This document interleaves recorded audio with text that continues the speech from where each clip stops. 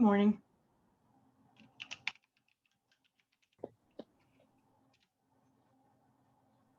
Good morning.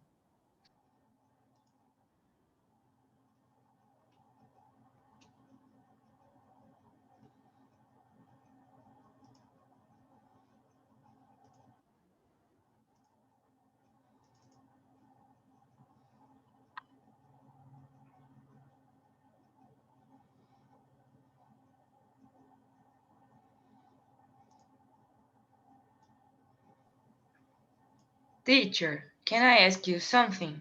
Yes, of course.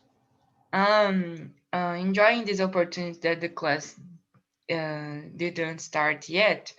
I would like to ask you if our research for the assignment which do today should be in PDFs or can be in a websites or something like that. Do you mean the sources that you're using? I prefer a PDF that you choose when you are choosing a source, if that, Right. because then it has page numbers that you can refer to that everybody will see the same page numbers. Yes, actually I am almost in the end of my assignment, but I am trying to research and this is working, but in the same time there are the pages, but when I click on the PDFs, most of the times only show the page which the source are showing, you know? There Mhm. are problems. That's fine. Yeah, you can refer to those page numbers. Like if you used it in your paper, you would refer to whatever page number is on the PDF. Yes, sometimes, for example, I am researching on Homo Library website, as you taught us to do. So when I research the subjects, I find the the subjects and I find the PDF, but when I click on the PDF, the page is there. It's not all the PDF. It's like only the part which I research, you know? So, for example, let me see if I'm understanding. Like, you'll click on something and it will only include like the pages for that article, but it might be in a bigger publication. Yes, something like that. It's like for it's for example, you said in the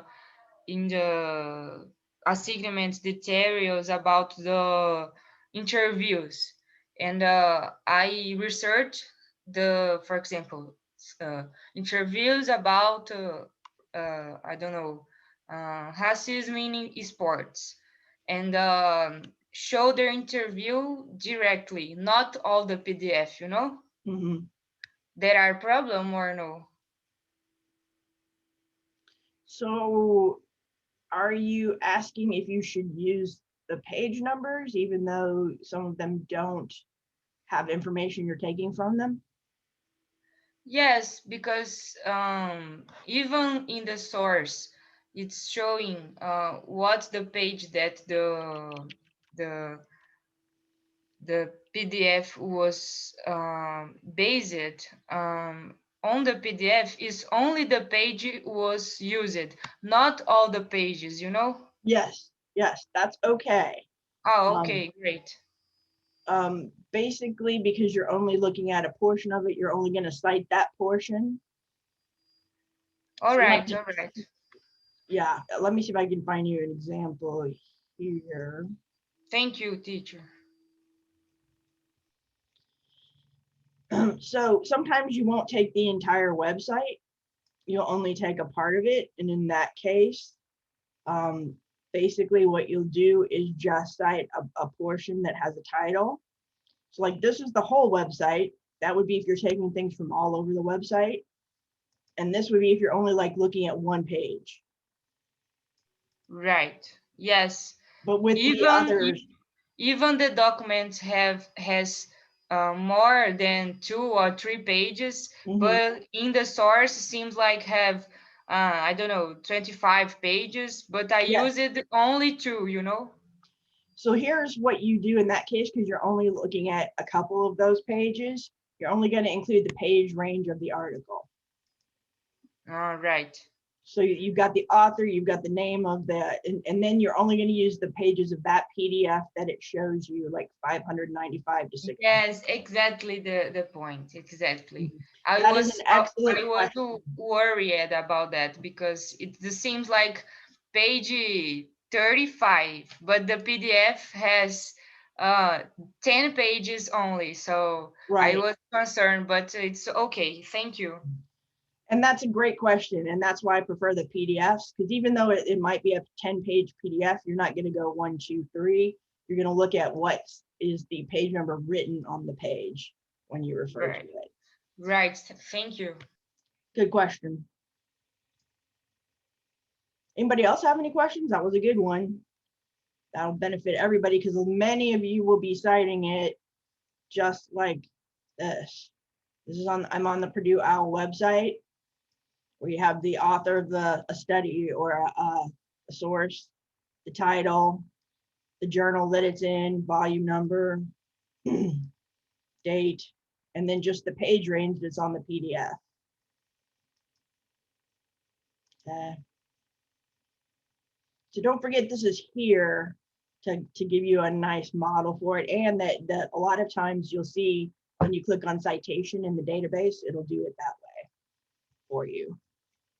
And then when you do your in-text citation, it's going to be whatever you can see on the PDF. You don't want to use 1, 2, and 3 if it's a 10-page PDF. You want to use the number that's actually on the PDF if it's page 596. Okay. Good question. Anybody else have any questions?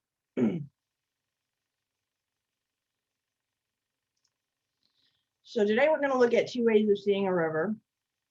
So let's review a little bit about what we were talking about communicating using the comparison and contrast technique in writing. Okay.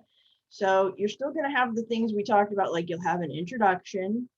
In this case, you can basically try to get our attention about the controversy that you're talking about. Use the same techniques we've been talking about, whichever works best.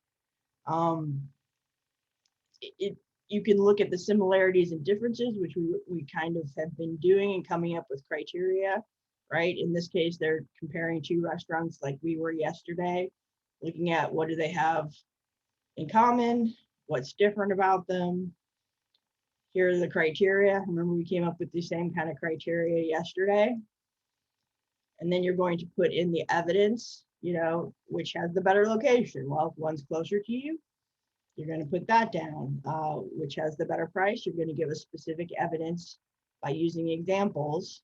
And then overall, you'll say, okay, so Peppers has better prices than Amante. So basically, if you remember, criteria, evidence, and then you come to a judgment. One has better than the other, they're about the same. If I feel like Italian, I go here. If I feel like fast food, I go there. So now we're talking today using this essay about the 2 organization methods you have as options for your paper. The next one you're going to do. So this calls it subject by subject, or some books call it block organization. So you have one block of information about one subject, another block of information about the other subject. Okay. There's reasons to use these 2 different ones. And then the other one is if you go back and forth. This tends to be when you have a lot, just like they have a lot of criteria for this one, you probably want to go location, location, price, price. That's called point by point. Instead of telling us everything about Peppers and then everything about Amante, we may forget what you said about price about one if they're not head to head in a point by point organization. If you use block for this, it's going to be hard for us to remember all of these without seeing them right next to each other. Okay. So in that case, if you have a lot that need to be shown together, you probably want to use point by point. But if you want to create a strong contrast between 2 ideas, like you're comparing yourself to your sibling and how different you are. Then you might go, here's how I would go through a day, here's how my sibling would go through a day, and create a really strong contrast between the two of you. So it depends on your subject to a degree, but these are the two organization methods you have as options for your paper. But you say everything you have to say about the first subject, so you say everything you have to say about proponents of an issue, and then you go to everything you have to say about the opponents. But sometimes the proponents and the opponents have issues and arguments directly on one point. So you might want to take it reason by reason and show one side versus the other, one side versus the other. That would be the point by point. Everybody with me? So this one discusses everything about one side and then goes to everything about the other side. And this one would go to a specific point like the minimum wage negatively or positively affects the economy. And you talk about how proponents think the minimum wage would affect the economy. And then you talk about how opponents think minimum wage would affect the economy. That would be point by point. Okay. So you'll need to pay attention to your transitions. Then next, on the other hand, similarly, nevertheless, conversely, okay, compared to peppers, Monte is quiet. Okay, like a Monte, peppers offers fresh garlic as a topping. So like, similarly, in comparison, okay, on the other hand. So now what I'd like you to do is to look at the essay for today and answer the discussion questions that I have up. So if you go down to what we're talking about for today, the annotated bibliography is due tomorrow. Today, I would like you to work on these in class together. 2 Ways of Seeing River, the discussion questions are due by midnight tonight. Okay, so work on them together in class. Each person needs to turn in their own set of answers. Okay, so I can grade them. So I have that up here. Each person turns in their questions. And then these are the questions to answer. Who's Mark Twain? Why does he choose block or subject by subject organization for his essay? How would the essay be different if you did point by point instead? How does his view of the river change and why? What is his main point about how his view shifts? Okay. And then the last question, what's something that you saw differently before you knew more about it? So for example, when I was a kid, I thought hamburger helper was like the most amazing gourmet food. I thought it was just so delicious. And then I got older and I had to make it myself for dinner. And then I was like, really? This is like just a powder in this envelope? And that seems, so much less impressive, right? It never tasted quite as good again. So is there something maybe as a child that you thought was amazing, and then when you learned more about it, you were less impressed with it? Okay. Or even as an adult, that happens a lot. Like we think something's an amazing achievement, and then we know how to do it. We're like, and it seems like less amazing somehow. So here are the discussion questions. They are posted on Brightspace. I'm going to break you into groups right now.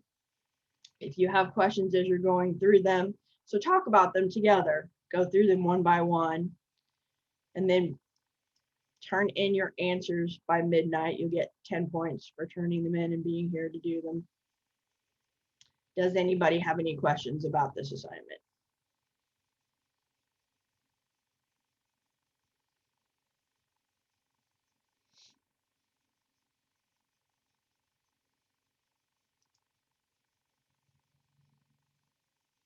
So I'm going to break you into your groups, and then I'll go back to the screen and I'll have the questions, or you can pull them up for yourself on Brightspace. But I'd like you to kind of get more in depth into the essay and look at how he's using the comparison. And you guys remember when I said some pieces of writing you need to use your fancy voice? This is one of those pieces of writing that where you're going to miss a lot of the beauty of it if you don't sort of take your time and really read it with your the gravitas which it deserves, the sort of attention and seriousness. Okay. So let me I'm gonna put you in breakout rooms. See how many people we have today. 11. So discuss the essay first, go through the answers. But who Mark Twain is very important uh, in terms of understanding why his perspective changed. So make sure that you do look at a little bit about his background, even his name. All right, any questions before I put you in your groups?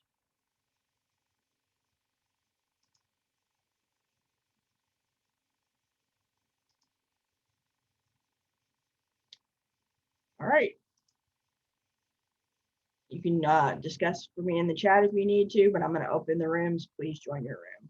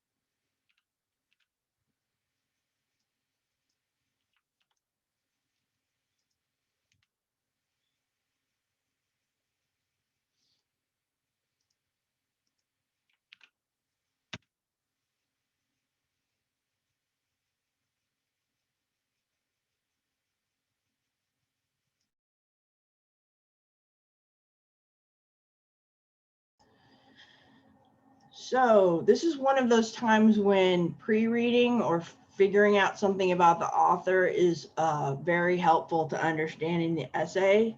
So who is Mark Twain? Mark Twain was born in Monroe, Missouri, and he spent a lot of his childhood in Hannibal, Missouri, and was a small town off the Mississippi River. And he was a boat captain, boat captain. Whenever he was 21, and that's actually how he got his name, Mark Twain. Yep. His real name is Samuel Clemens, and he got Mark Twain from